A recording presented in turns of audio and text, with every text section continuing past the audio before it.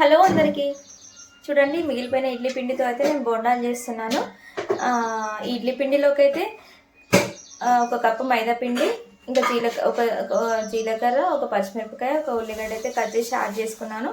Soda salt అయితే add చేసుకోలేదు, ఎందుకంటే ఆల్రెడీ పిండి పులిసిపోయి ఉంటుంది కాబట్టి ఇంకా అవసరం లేదనమాట. సో బోండాలు అయితే పొంగుతూ చాలా నీట్గా మంచిగా వస్తాయి, చాలా అంటే చాలా టేస్టీగా ఉంటాయి. చూసేయండి. హలో అందరికీ, welcome back to my channel Nandana Devarakonda. ఎలా ఉన్నారు అందరూ? నేనైతే చాలా బాగున్నాను. సో నా ఛానల్ని ఫస్ట్ టైం చూస్తున్నట్లయితే సబ్స్క్రైబ్ చేసుకోండి, లైక్ చేయండి, షేర్ చేయండి.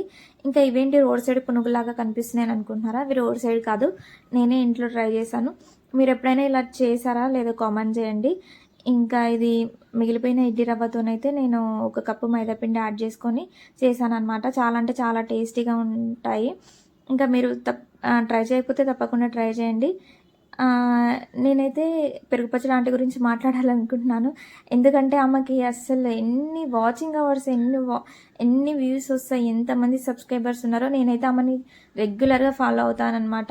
నా ఛానల్ అలా ఎప్పుడు అవుతుందో అని నేను మనసులో అనుకునేదాన్ని, కానీ నాకు అంత అదృష్టం ఉందో లేదో నాకు తెలియదు. నా మొదటి ఛానల్ అయితే డిలీట్ అయిపోయింది. ఇంకా నేను హోప్స్ వదిలేయకుండా మళ్ళీ యూట్యూబ్ ఛానల్ స్టార్ట్ చేశాను. ఆమె ఫస్ట్ వీడియో పెట్టగానే కథం వెళ్ళిపోతూనే ఉంటుంది. థౌజండ్స్, హండ్రెడ్స్, థౌజండ్స్ రీచ్ వెళ్ళిపోతూనే ఉంటుంది. నా ఛానల్ అయితే సబ్స్క్రైబ్ చేసుకోండి, లైక్ చేయండి, షేర్ చేయండి. ఇంకా ఈ పునుగుల విషయానికి వస్తేనైతే చాలా అంటే చాలా టేస్టీగా ఉంటుంది. ఇడ్లీ పిండితోనైతే ఇడ్లీ రవ్వ ఇంకా మినప్పప్పు పిండితోని ఇడ్లీకైతే పోసాను. ఇడ్లీ పెట్టాక మిగిలిపోయిన పిండి ఇంకా అది నెక్స్ట్ డేకి ఇడ్లీలు అందరికీ సరిపోవని ఇలా అయితే ట్రై చేశాను. తప్పకుండా ట్రై చేయండి.